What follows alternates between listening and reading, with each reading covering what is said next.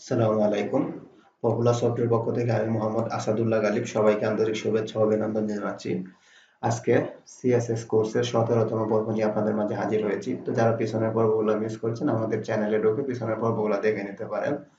তো চলেন আমরা আমাদের আলোচনা শুরু করি। তো গত পর্বে আমরা সিএসএস আইকনস নিয়ে আলোচনা করেছিলাম। আজকে আমি খুবই একটি ইম্পর্টেন্ট জিনিস নিয়ে আলোচনা করব, তা হলো সিএসএস লিংকস। ওকে, তাহলে এটা হলো আমাদের index.html ফাইল। এখানে দেখেন যে লিংকটা আছে, এই লিংকটা আমি এখান থেকে রিমুভ করে দিলাম এবং এখানে বডি আর ভিতরে যে ফন্ট এর আইকনটা আমরা ইউজ করেছিলাম এটাও রিমুভ করে দিলাম। ওকে, এখন আমি কন্ট্রোল এস দিয়ে সেভ করলাম। সেভ করে যদি ব্রাউজারটা রিলোড করি তাহলে আমাদের কোনো কিছু নাই। এখন আমি এখানে লিংকসটা নিয়ে কাজ করব। তো আমরা জানি যে লিংকস এর জন্য একটা ট্যাগ ব্যবহার করা হয়, সেটা হলো এয়ার ট্যাগ। অর্থাৎ এয়ার ট্যাগ দিয়ে মূলত আমরা লিংক গুলা করে থাকি, হাইপার লিংক। ওকে, এখানে আমি দেব href, এর মধ্যে আমরা যে কোনো একটা লিংক দিতে পারি। আর এটার একটা আমি নামকরণ করতে চাচ্ছি যে অ্যাবাউট আস, ধরেন অ্যাবাউট আস নাম দিলাম। দিয়ে এখন যদি ব্রাউজারটা রিলোড করি তাহলে দেখেন এই যে আমাদের অ্যাবাউট আসটা চলে আসছে। ওকে, এখন আমি এখানে একটা স্টাইল নিতেছি, দেখেন স্টাইল ট্যাগ। এই স্টাইল ট্যাগের ভিতরে এখন আমি এটা করব, অ্যাবাউট আসটা আপনার স্টাইল করব। তো এখানে দেখেন এই এয়ার ট্যাগটা দিয়ে মূলত আমরা বিভিন্ন সিএসএস করতে পারবো। এটা বলা হয় সিএসএস লিংকস। ওকে, তো এইখানে আমি নিব এয়ার কোলন লিংকস। যখনই আমরা এটা ইউজ করব, এটা ইউজ করার সময় এটা আমাদের আনভিজিটেড অবস্থায় থাকবে। দেখেন এখানে আমি দিতে চাচ্ছি মনে করেন কালার, কালারের মধ্যে আমি বলে দিলাম রেড। তো আমি কালার রেড ইউজ করলাম, ইউজ করে এখন যদি ব্রাউজার রিলোড করি দেখেন এটা আমার আনভিজিটেড অবস্থায় আছে, অর্থাৎ এটা কাজ করতেছে না। তো আমরা ইচ্ছে করলে এভাবে এটা ইউজ করতে পারবো যে এয়ার, তারপরে এখানে এয়ার এলিমেন্টটা ধরে, অর্থাৎ এই যে এয়ার সিলেক্টরটা আছে, এয়ার সিলেক্টরটা ধরে এখানে যদি আমি কালার দেই, এইভাবে আমরা ইউজ করতে পারবো যে কালার ইকুয়াল রেড। রেড দিয়ে এখন যদি ব্রাউজারটা রিলোড করি তাহলে আমাদের দেখেন এটা রেড হয়ে গেল। তো আমরা যদি এয়ার লিংকের মধ্যে দেই সেটা আনভিজিটেড অবস্থায় থাকবে, অথবা আমি চাচ্ছি যে না এটা এইভাবে দিব না, না দিয়ে আমি এইখানে ভিজিটেড লিখে দিব, তাহলে আবার এটা ভিজিটেড হবে। যেমন এই ভিজিটেড। ওকে, ভিজিটেড দিলাম যে এয়ার কোলন ভিজিটেড দিয়ে এখন আমি ব্রাউজারটা রিলোড করলাম। দেখেন এখন আবার আমরা এটা ঠিকঠাক ভাবে কাজ করতেছে। তো এটা হলো আমাদের এয়ার লিংকটাকে আমরা ভিজিটেড ইউজ করতে পারবো। এখন আমি চাচ্ছি যে এটার একটা এআই ইউজ করার জন্য, হভার ইউজ করার জন্য। তো ভিজিটেড এর মধ্যে আমি আরেকটু ডিফারেন্ট স্টাইল করতে চাচ্ছি। যে ভিজিটেড এর মধ্যে এটা মনে করেন আমরা যখন এই এয়ার লিংক নিয়ে কাজ করব তখনই আমাদের বাই ডিফল্ট একটা আন্ডারলাইন চলে আসে। তো আমরা যখন বিভিন্ন মেনুগুলা ক্রিয়েট করি আমরা দেখি যে নিচে কোনো আন্ডারলাইন থাকে না, তাহলে এই আন্ডারলাইনটা আমরা রিমুভ করে দিতে পারি। তাহলে এখানে আমি যেটা ইউজ করব টেক্সট ডেকোরেশন। ওকে, টেক্সট ডেকোরেশনের মধ্যে আমি জাস্ট বলে দেব নান। যখন আমি নান বলে দেব, নান বলে দেওয়ার সাথে সাথে এই টেক্সট ডেকোরেশনটা থাকবে না। ওকে, দেখেন এখানে ভিজিটেড এর মধ্যে টেক্সট ডেকোরেশনটা কাজ করতেছে না, তাহলে আমি সরাসরি এয়া এলিমেন্টটা আলাদা ডিক্লেয়ার করতেছি। এখানে নিলাম, নিয়ে এখানে জাস্ট বলে দিব, দেখেন আমি এখানে স্পেস দিলাম দিয়ে টেক্সট ডেকোরেশন, এর মধ্যে আমি বলে দিলাম নান। নান যখন বলে দিব তখন এই মূলত এই আন্ডারলাইনটা আর নাই নিছে। ওকে, আমরা এখানে আরো কয়েকটা টেক্সট ডেকোরেশনের মধ্যে প্রপার্টি ইউজ করতে পারবো। একটা হলো আন্ডারলাইন।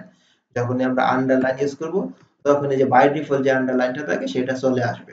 অথবা আমি যদি এটা ওভারলাইন ইউজ করি তাহলে এটা আমাদের উপরের লাইনটা চলে যাবে। ওকে, দেখেন আমি ওভারলাইন ইউজ করলাম, এটা উপরে চলে গেল। তো এইভাবে আমরা দিতে পারবো। তো টেক্সট ডেকোরেশনটা আমরা সবসময় লিংকের মধ্যে নান করে দেব, কারণ এখানে আমাদের লিংকের নিচে মূলত কোনো থাকে না। এখন দেখেন এটাকে আমি আর একটু ব্যাকগ্রাউন্ড কালার দিতে চাচ্ছি। দেখেন এর লিংকটাকে যে একটা ব্যাকগ্রাউন্ড কালার দেই, আমি বলে দিলাম যে ব্যাকগ্রাউন্ড কালার গ্রিন। ওকে, ব্যাকগ্রাউন্ড কালার দিলাম গ্রিন। আর এখানে আমি এই ভিজিটেডটা রেড না দিয়ে হোয়াইট দিয়ে দিচ্ছি। ওকে, যে হোয়াইট থাকবে এটা, আর এটা গ্রিন ব্যাকগ্রাউন্ড কালার। আর এখানে একটা প্যাডিং নিতে চাচ্ছি, প্যাডিং মনে করেন আমি বলে দিলাম 5 পিক্সেল। তাহলে এখন দেখি আমার ডিজাইনটা কিরকম আসে। দেখেন আমি ব্রাউজারটা রিলোড করলাম, দেখেন এটা আমার ব্যাকগ্রাউন্ডটা হয়ে গেল গ্রিন, আর এটার টেক্সট কালারটা আমি যেটা এখানে ভিজিটেড এর মধ্যে বলে দিছি যে ভিজিটেড, এখানে কালার ইকুয়াল হোয়াইট, তাহলে এটা আমাদের হোয়াইট কালার হয়ে গেল এবং চতুর্দিকে এটা থেকে 5 পিক্সেল পরিমাণ প্যাডিং নিয়ে নিল। এখন আমি এটার মধ্যেও দিতে পারতাম যে কালার ইকুয়াল আহ, এই এলিমেন্টের ভিতরে যে কালার ইকুয়াল হোয়াইট, তাহলে আমাদের এখানেও কাজ করতে, অর্থাৎ আমি ভিজিটেডের ভিতরে জাস্ট দেখাইলাম। এখন আমি চাচ্ছি যে না, এটার মধ্যে আরেকটা জিনিস করব, যখনই আমরা এই লিঙ্কটার উপরে মাউসটা নিব তখন আমাদের একটা ডিফারেন্ট ইফেক্ট হবে। এটার জন্য আমরা যেটা করব, এখানে আমি নিব কোলন হভার। ওকে, তো আমি এখানে দিই, যেহেতু উপরে ইউজ করি, এটার মধ্যে নিচে একটা স্টাইল থাকবে এটা। আর এখানে আমি দিতে চাচ্ছি কোলন হভার ইউজ করব। হভারের ভিতরে এখন আমি যখন এটা হভার করব তখন এটা আমার কালার হবে, ব্যাকগ্রাউন্ড কালার দিব মনে করেন ব্লু, ব্যাকগ্রাউন্ড হাইফেন কালার। ওকে, ব্যাকগ্রাউন্ড কালার দিলাম মনে করেন ব্লু, এবং এটার টেক্সট কালার হয়ে যাবে তখন কালার ইকুয়াল হোয়াইটই থাকবে। আর ফন্ট সাইজটা আরো বেড়ে যাবে, মনে করেন ফন্ট সাইজ দিব ফন্ট হাইফেন সাইজ। এখন ফন্ট সাইজ দিয়ে দিলাম মনে করেন 30 পিক্সেল, দিয়ে আমি কন্ট্রোল এস দিয়ে সেভ করলাম। এখন দেখেন আমি ব্রাউজারটা রিলোড করতেছি, যখন আমি এটার উপরে মাউস নেব দেখেন এটা আমার ব্যাকগ্রাউন্ড কালারটা হয়ে গেল গ্রিন, এবং এটার টেক্সট কালার হোয়াইট, এবং এটা দেখেন 30 পিক্সেল পরিমাণ ফন্ট সাইজ হওয়াতে এটার হোয়াইটটা বাড়ে যাইতেছে। ওকে, তো এটা হলো আমাদের হভারের কাজ, যে লিঙ্কটাকে আমরা হভার করতে পারবো। এখন এটা গেল হবার।